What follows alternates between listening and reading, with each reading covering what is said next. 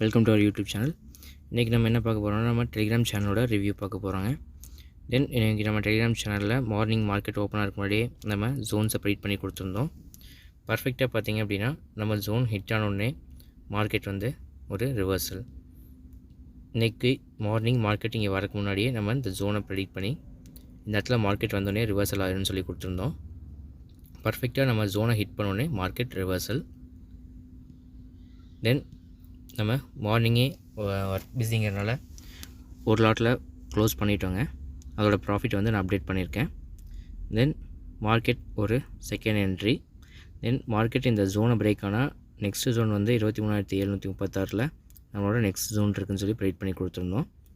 தென் நம்ம ஸ்டூடெண்ட்ஸ் எடுத்த ப்ராஃபிட்ஸ் எல்லாத்தையும் அப்டேட் பண்ணியிருக்கோம்.